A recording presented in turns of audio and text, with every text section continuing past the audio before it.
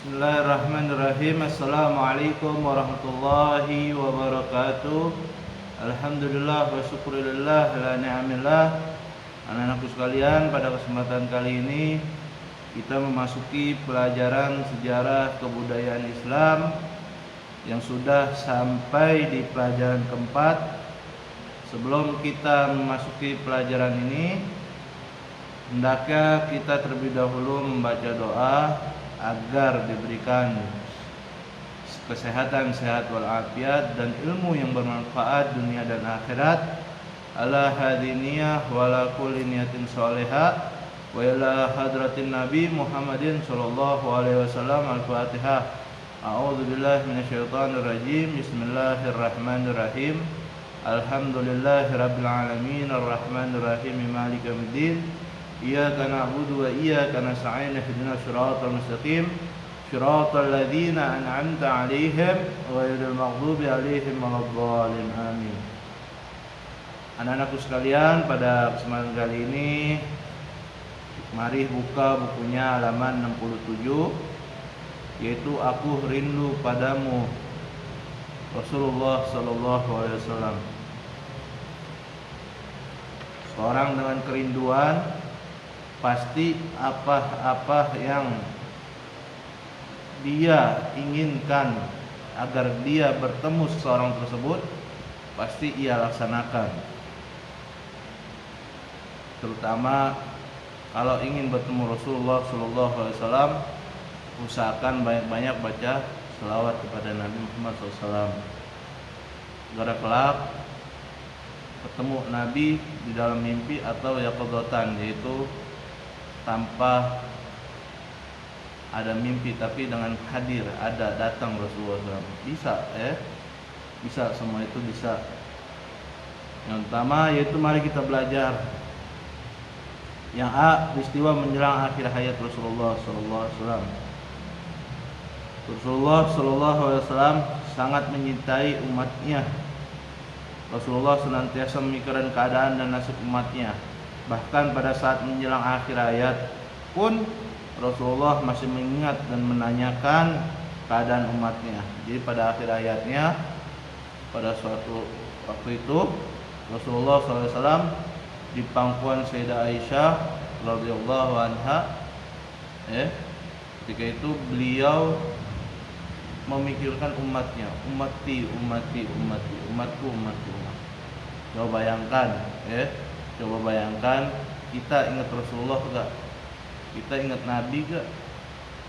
Ini Rasulullah SAW ingin menjelang ayatnya meninggal dunia, beliau masih mengikir umatku.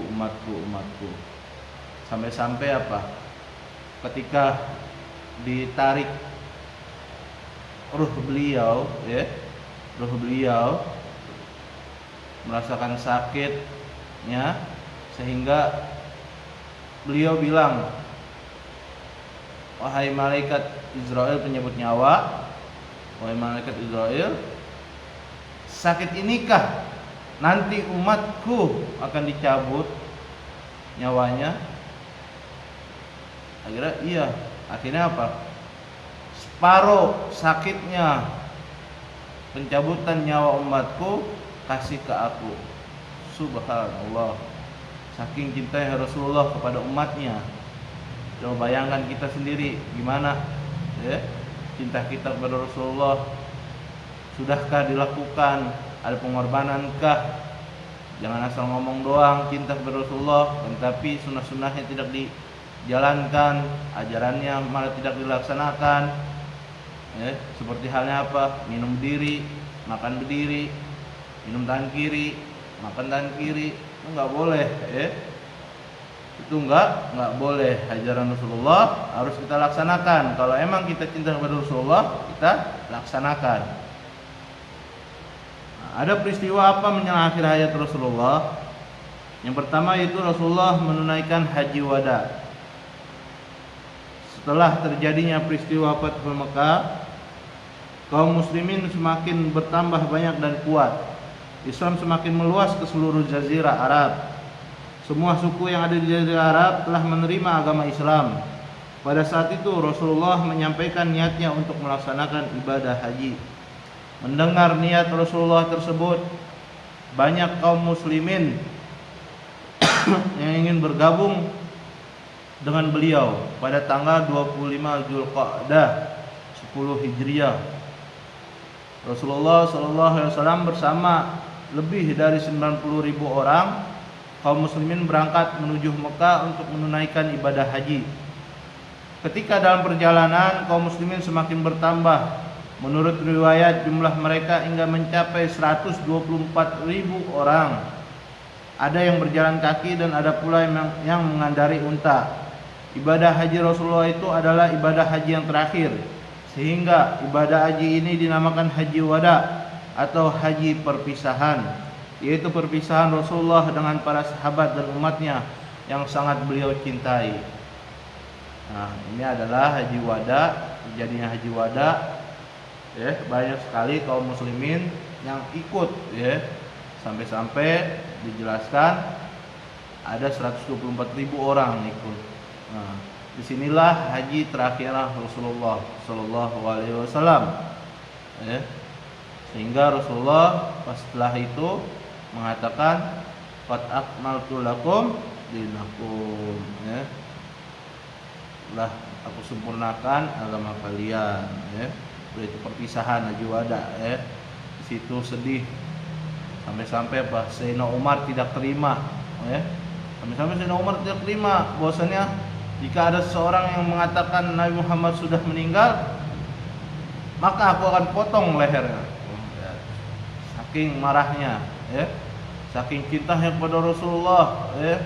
Sampai nggak mau berpisah kepada Rasulullah. Lihat Sayyidina Umar Al-Khattab. Akhirnya apa yang menenangkan adalah Sayyidina Abu Bakar As-Siddiq, ya. Beliau sangat lembut, beliau menenangkan Sayyidina Umar. Bahwasannya apa? Bahwasannya beliau bilang apa? Sayyidina Abu Bakar, barang siapa yang beriman kepada Muhammad, bahwasannya Muhammad sudah meninggal.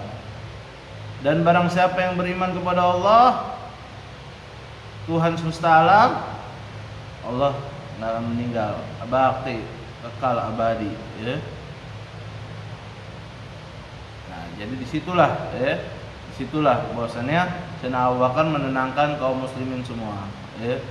Pada situ Sayyidina Umar marah-marah, ya, emosi beliau, saking cintanya kepada Rasulullah, nggak mau berpisah kepada Rasulullah Sallallahu Alaihi Wasallam.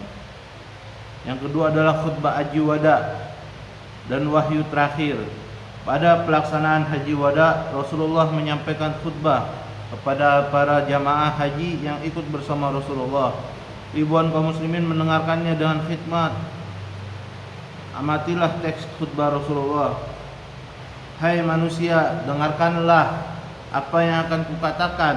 Mungkin setelah tahun ini aku tidak akan bertemu lagi dengan kalian di tempat ini untuk selama-lamanya. Hai manusia, sungguhnya darah dan harta kalian adalah suci, sebagaimana sucinya hari dan bulan sekarang ini di negeri kalian ini. Hai manusia, sungguhnya aku telah menyampaikan risalah ini. Aku tinggalkan dua pusaka untuk kalian, yang apabila kalian pegang teguh kepadanya, kalian tidak akan pernah tersesat, yaitu kitabullah wa sunnati wa sunnah Rasulullah SAW. Wahai manusia, sembahlah Tuhanmu, dirikanlah salat, bayarlah zakat, berpuasalah di bulan Ramadan. Niscaya kamu akan selamat. Tunaikanlah ibadah haji dan taatilah pemimpin kalian. Niscaya kalian akan masuk surga. Nah, ya. Jadi disinilah, ya, bahwasanya khutbah terakhir Rasulullah itu sangatlah sedih. Khutbah perpisahan. Bagaimana seorang berpisah dengan seorang yang dicintainya, pasti sahabat pada sedih. Pasti sahabat banyak yang sedih selalu. Ya, apa yang kita rasakan coba, ya, jika kita ditinggalkan kekasih, jika kita ditinggalkan seorang yang kita cintai, ya, begitu sedihlah para sahabat tersebut. Dalam khutbahnya tersebut Rasulullah seperti sudah memberikan isyarat bahwa hidupnya tidak akan lama lagi. beliau berpesan kepada umat Islam agar selalu menyembah Allah Subhanahu wa taala, mendirikan salat, menunaikan zakat, berpuasa di bulan Ramadan, melaksanakan ibadah haji dan menaati para pemimpin. Nah, disitulah jadi disitulah perpisahannya Rasulullah SAW.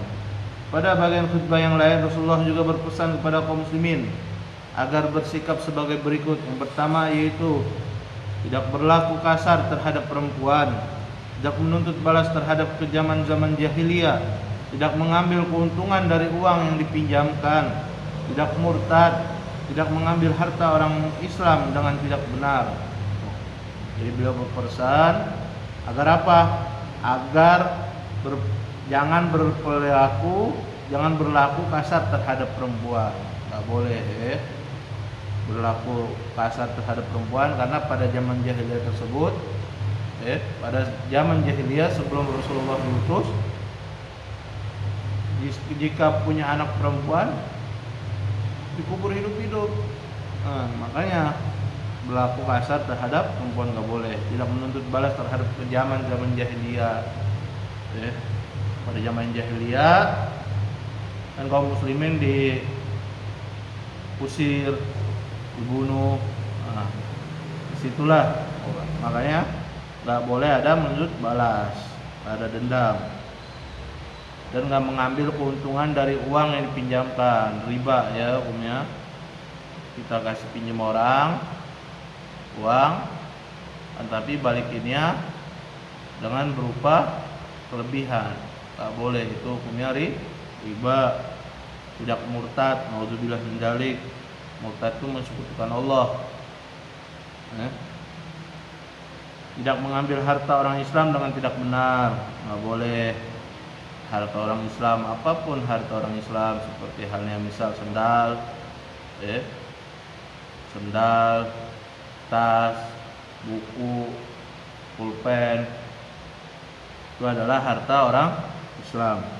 Pada saat itu Allah Subhanahu wa taala menurunkan surah Al-Maidah ayat 3 sebagai wahyu terakhir.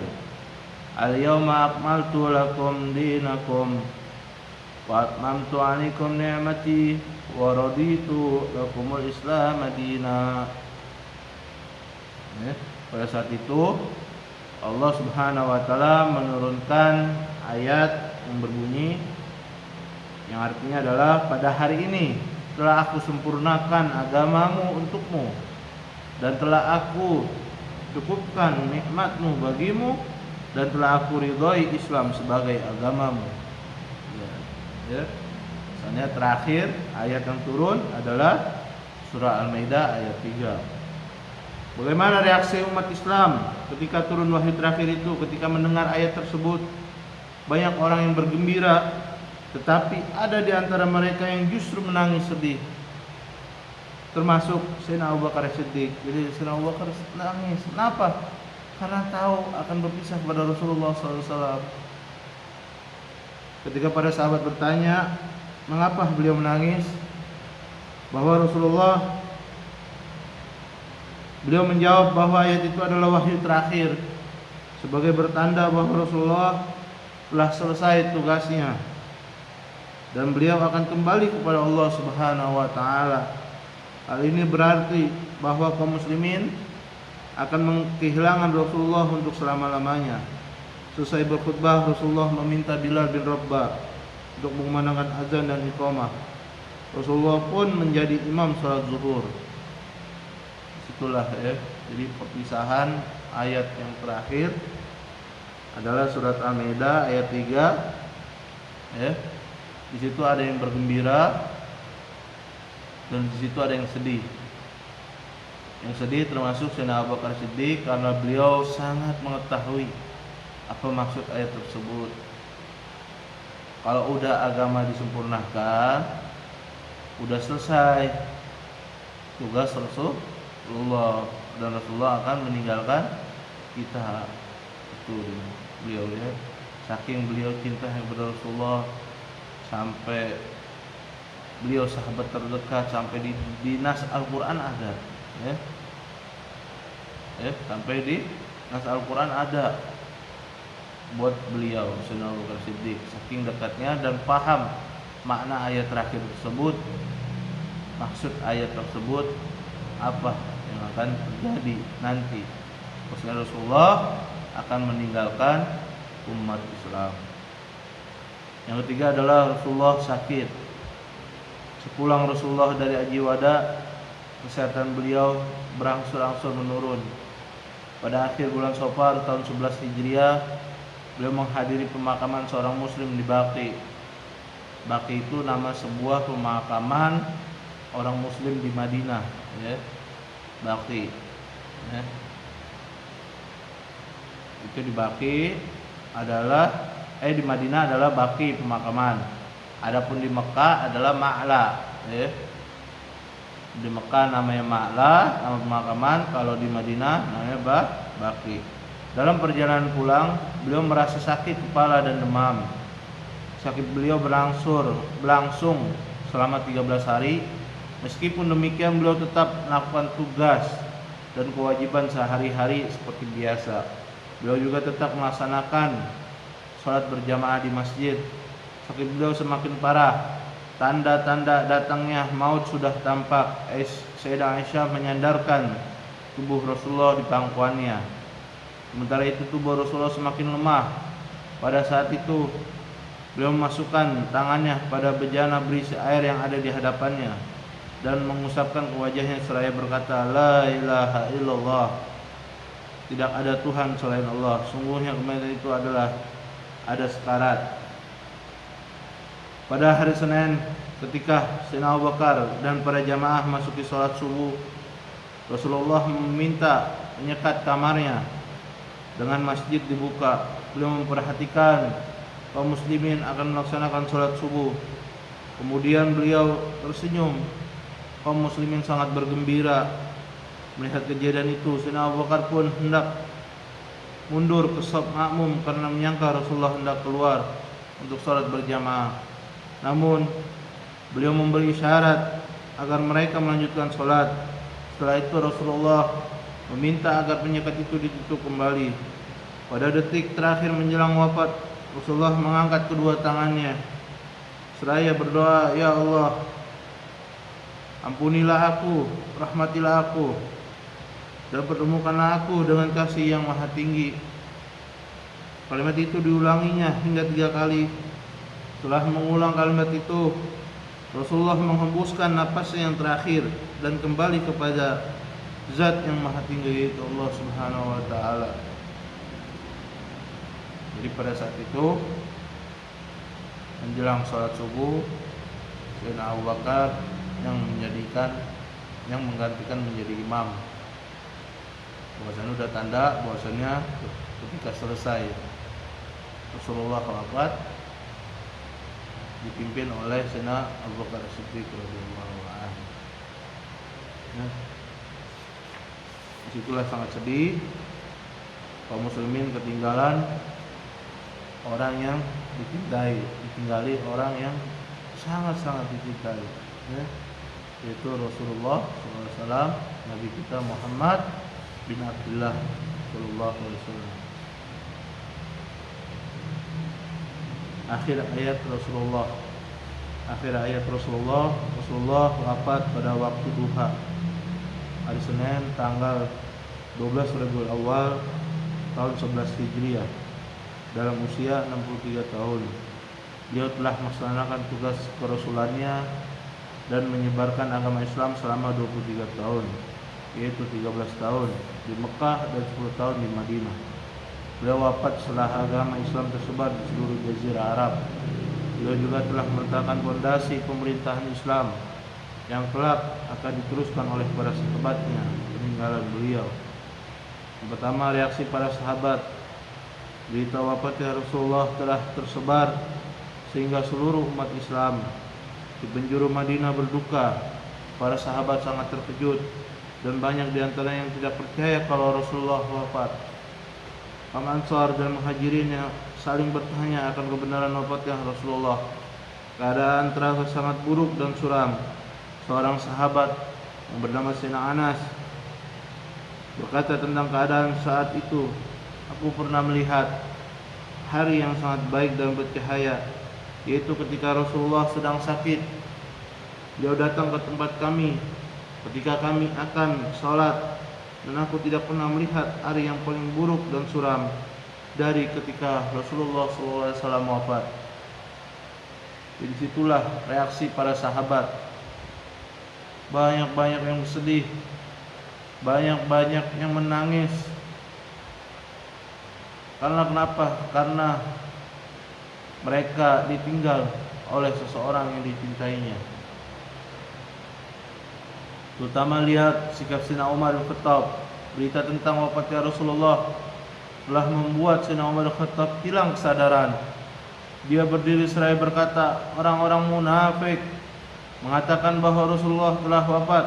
Sungguhnya Rasulullah tidak wafat, tapi beliau pergi menghadap Tuhannya sebagaimana kepergian Nabi Musa. Nabi Musa pernah pergi meninggal kaumnya selama 40 malam. Nabi Musa pernah pergi meninggal kaumnya selama 40 malam, lalu kembali kepada mereka setelah dikatakan bahwa dia telah meninggal dunia. Demi Allah, Rasulullah pasti akan kembali, dan beliau pasti akan memotong tangan dan kaki orang yang mengatakan bahwa beliau telah meninggal dunia. Sikap Sayyidina Umar demikian itu karena dia sangat mencintai Rasulullah melebihi yang lain, sehingga dia lupa bahwa Rasulullah itu sebenarnya manusia biasa juga akan meninggal sebagaimana nabi-nabi terdahulu. Lihat, saking Sayyidina Umar mencintai Rasulullah sampai beliau enggak sadar diri bahwasanya beliau sudah lupa bahwasanya Rasulullah itu manusia juga akan meninggal dunia. Maka disitulah bahwasanya Sayyidina Abu Bakar Siddiq yang menjelaskan, yang meredamkan kepada Sayyidina Umar. Di sini lihat sikap Sayyidina Abu Bakar Siddiq adalah sahabat yang sangat setia kepada Rasulullah. Ketika Rasulullah wafat, dia sedang berada di rumahnya di Son'a. Mendengar Rasulullah wafat, Sayyidina Abu Bakar segera menuju ke rumah kediaman Rasulullah dengan mengendarai kuda. Setelah turun dari kudanya, ia langsung masuki masjid menuju kediaman Sayyidah Aisyah tanpa berbicara apapun dengan orang-orang. Dia mendatangi Rasulullah yang ditutupi dengan kain, dan kain yang menutupi wajah beliau, lalu menciumnya dan menangis. Setelah itu Sayyidina Abu Bakar keluar menemui sahabat-sahabat yang lain. Sementara itu Sayyidina Umar masih berbicara kepada orang-orang bahwa Rasulullah tidak wafat. Lihat hal itu, Sayyidina Abu Bakar berkata kepada Umar, "Wahai Umar, duduklah." Namun Sayyidina Umar tidak mau duduk. Kemudian dengan tegas Sayyidina Abu Bakar Siddiq berkata, "Siapa saja di antara kalian yang menyembah Muhammad, sungguhnya Muhammad telah wafat. Dan siapa saja yang menyembah Allah, sungguhnya Allah Maha hidup, tidak mati." Jadi disitulah maksudnya kan kemudian Sayyidina Abu Bakar membacakan ayat Al-Quran yang berbunyi, "A'udzubillahi minasyaitonirrajim.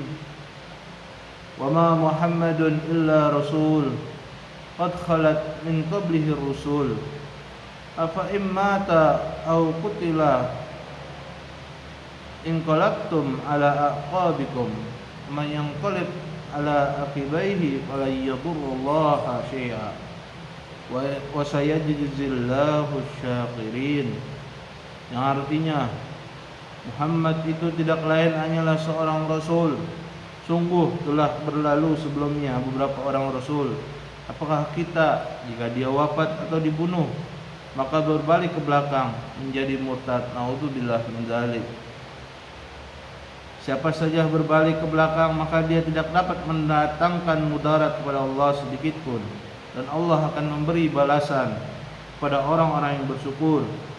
Setelah Sayyidina Umar mendengar Sayyidina Abu Bakar membaca ayat tersebut, Umar merasa tidak berdaya.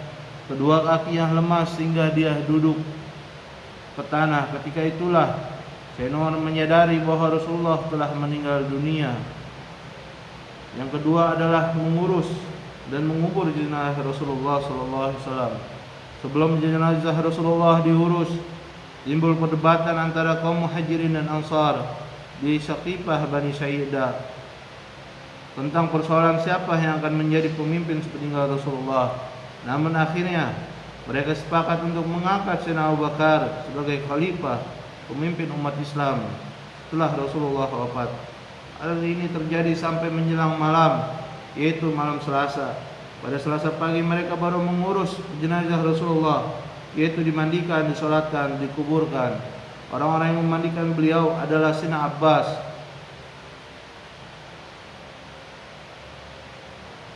orang-orang yang memandikan beliau adalah Abbas, Ali bin Abi Thalib, Al-Fadl bin Abbas, Qasam bin Abbas, Syakran mantan budak Rasulullah SAW, Usamah bin Zaid, dan Aus bin Khawli. Abbas al-Abdal dan Qasam adalah yang membolak-balikan jasad beliau, Usamah dan Syakran yang mengguyurkan air, Sayyidina Ali yang membersihkannya, sedangkan Aus memangku beliau. Kemudian mereka mengampani jasad beliau dengan 3 lembar kain putih dari bahan katun tanpa pemberi pakaian dan serban. Ketika kaum Ansar dan Muhajirin membicarakan tempat pemakaman beliau, Sayyidina Abu Bakar berkata, "Sungguhnya aku pernah mendengar Rasulullah berkata, tidaklah seorang nabi meninggal kecuali dimakamkan di tempat ia meninggal." Akhirnya mereka sepakat untuk menguburkan beliau di kamarnya, tempat beliau meninggal, yaitu di rumah Sayyidah Aisyah. Abu Talha kemudian mengangkat tempat tidur dan menggali serta membuat liang lahat persis di bawah tempat tidur tersebut. Orang-orang masuk kamar tersebut secara bergiliran 10-10 untuk menyolatkan Rasulullah. Pertama dari keluarga Rasulullah sendiri, kemudian kaum Muhajirin, lalu kaum Ansar, setelah kaum lelaki, disusul oleh kaum perempuan, kemudian anak-anak. Setelah itu Rasulullah dimakamkan. Nah, jadi dari hasil cerita atau hasil pembahasan peninggalan Rasulullah, sangatlah sedih pada saat itu, dan beliau dimakamkan di kamar beliau sendiri yang sekarang ini di Madinatul Munawwarah, di Masjid Nabawi. Itu adalah kamar beliau sendiri pada waktu itu, karena apa kata Sayyidina Abu Bakar, beliau pernah bersabda bahwasannya tidaklah seorang nabi meninggal kecuali dimakamkan di tempat ia meninggal. Jadi disitulah beliau dimakamkan, ya. Jadi sungguh sedih, sungguh sangatlah sedih pada saat itu, ya. Adapun tugas kalian pada hari ini, lihat nanti di deskripsinya, ya. Lihat di deskripsinya dalam video ini, pembahasannya ada di situ, tugasnya, ya. Cukup sekian. Apabila ada kekurangan, mohon maaf yang sebesar-besarnya, dan semoga dengan kita belajar ini mengetahui tentang kisah Nabi, kerinduan kepada Nabi Muhammad SAW, kita dipertemukan oleh Rasulullah di akhir hayat kita. Sebelum akhir hayat kita udah dipertemukan, dalam mimpi kita maupun yaqadzatan, nampak, mau mimpi mau nampak, semoga kita ditemukan oleh Rasulullah.